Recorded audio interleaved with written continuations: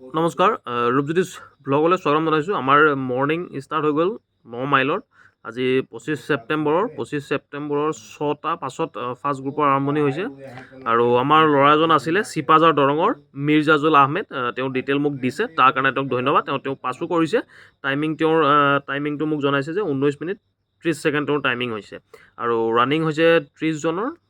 দুটা ল'ৰা হাইটত ফেইল কৰিছে, 6জন চেষ্টত আউট কৰিছে, লগতে পাছ কৰিছে 22 জনে 30 জনৰ ভিতৰত ৰানিঙত। আৰু টেম্পাৰেচাৰ বৰ্তমান তাতে 25 ডিগ্ৰী চলি আছে আৰু ৰোডটো নৰ্মেল হয়। মই আগতে কৈছোঁ আমাৰ 9 মাইলত ৰোড নৰ্মেল হয়, ইমান ডাঙৰ পাহাৰ তেনেকুৱা নাই।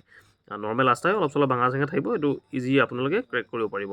চিপাঝাৰ দৰঙৰ ল'ৰা 19 মিনিট 30 ছেকেণ্ড সময় লাগিছে আৰু ভিতৰতে চব পায় বুলি সি মোক জনাইছে। পইচা লৈ গ'লে হ'ল, ভিতৰতে সকলো ব্যৱস্থা তাতে আছে।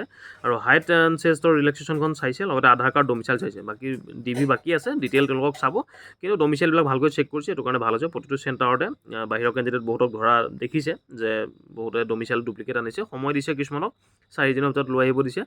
বেলেগ বেলেগ চেণ্টাৰত বেলেগ বেলেগ নিয়ম। মুঠতে বাহিৰা কেণ্ডিডেট আমাৰ সোমাব নালাগে, এইটোৱে আমি জানো। বাকী যিটো দুজন ল'ৰা হাইটত যিটো ফেইল হৈছে, তেওঁলোকে যদি আপিল কৰিব বিচাৰে কৰিব পাৰিব, সময় যিহেতু আছে। সেইদিনাখন 1-1:30 বজাত আকৌ তেওঁলোকে জুখিছে এটা গ্ৰুপৰ পিছত, এজন চেষ্টত এজন হাইটত পাছ কৰিছে। 6জন যিজন চেষ্টত ফেইল কৰিছে, হয়তো কাৰোবাৰ নৰ্মেল একেবাৰে নাথাকিব পাৰে, 75 থাকিব পাৰে বা 74 থাকিব পাৰে, আৰু 3 পৰা 4 বা 4.5 মানে 4.5লৈকে এক্সপাণ্ড কৰিব পাৰে। যদি 5 চেণ্টিমিটাৰ যদি অতিক্ৰম কৰিব নোৱাৰে, তেন্তে তেওঁলোকক চেষ্টত ফেইল বুলি ধৰা হয়। সেইটো হৈছে ফিজিকেল ষ্টেণ্ডাৰ্ডৰ কাৰণে। এতিয়া যদি কাৰোবাৰ চেষ্ট নৰ্মেল 78 আছে, সি 5 চেণ্টিমিটাৰ ফুলাব লাগিব। যদি 75 আছে, তাৰ নৰ্মেলটোৱে নাই, নৰ্মেল যিহেতু 78 লাগে।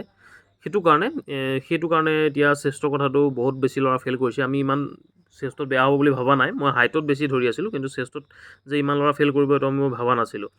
এইটো কাৰণে চেষ্টৰ কাৰণে আমি প্ৰেক্টিচ কৰিব লাগিব। বহুতে ৰানিং কৰি থাকে, চেষ্টত গুৰুত্ব নিদিয়ে, যাৰ কাৰণে এতিয়া চেষ্টত ফেইল কৰিছে ল'ৰা। আৰু চেষ্টত ফেইল কৰাটো বহুত বেয়া লক্ষণ, কাৰণ চেষ্টত সচৰাচৰ যিসকলে প্ৰিপাৰেশ্যন কৰে এনেকুৱা ধৰণৰ চাকৰিৰ কাৰণে চেষ্টত মোটামুটি ফেইল কৰিব নালাগে, কাৰণ চেষ্টটোত যিহেতু আমাক লাগিবই।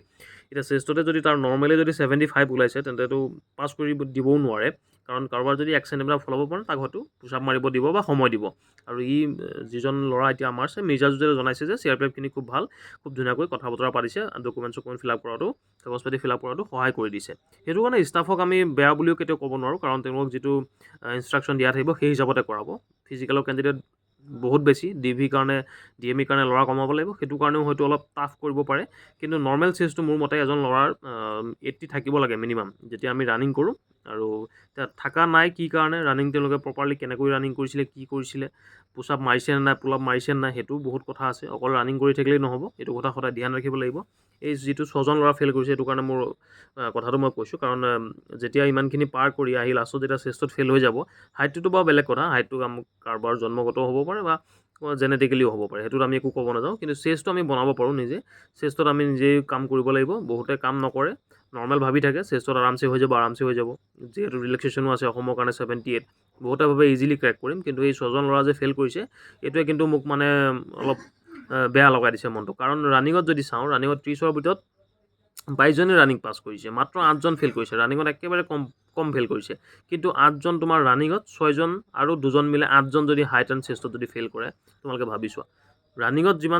ৰানিং কৰি যিমানে ফেইল কৰিছে, হাইট এণ্ড চেষ্টতো সিমানেই ফেইল কৰিছে। এইটো এটা বহুত বেয়া লগা খবৰ। চেষ্টত ফেইল কৰিব নালাগে নিয়ম মতে। আৰু নৰ্মেলি তোমালোকে পুচাপ পুলাপ মাৰিব লাগে। যেতিয়া আমি প্ৰেক্টিচ আৰম্ভ কৰোঁ, তেতিয়াৰ পৰাই এইখিনি কৰিব লাগে। চেষ্টটো নিজেই জুখিব লাগে। মই 2-এবাৰ এই পুলিচত চাকৰি পোৱা মানুহৰ পৰাও আমি জোখাইছোঁ যে চাওক আমাক কেনেকৈ চাব লাগে। এতিয়া বহুতে কৈছে অলপ তলতো জুখিব পাৰে, ওপৰতো জুখিব পাৰে, এইটোতো পিছৰ কথা। কিন্তু নৰ্মেল আমি নিজকে প্ৰিপেয়াৰ কৰাটো প্ৰথম কথা। এতিয়া আৰু ফেইল কৰাৰ পিছত আপিল কৰিব পাৰে, যদি আকৌ এবাৰ চান্স দিয়ে তেওঁলোকে জুখি ল'ব পাৰে। বাকী ফাৰ্ষ্ট গ্ৰুপৰ এইটোৱে আপডেট আছিলে। ফাৰ্ষ্ট গ্ৰুপৰ এতিয়া আপডেট এইটোৱে। যেতিয়া মেডিকেলৰ ৰিপৰ্ট আহিব, মই যোৱা ৰাতিও এটা ভিডিঅ' দিছিলোঁ, আমি যেনেকৈ আপডেট আহি থাকিব তেনেকৈ মই জনাই থাকিম। 25 ছেপ্টেম্বৰ 9 মাইল ফাৰ্ষ্ট গ্ৰুপত 22জন পাছ কৰিছে, এতিয়া বৰ্তমান বহাই ৰাখিছে। তাৰপিছত নেক্সট তেওঁলোকৰ আৰম্ভণি হ'ব। Thank U.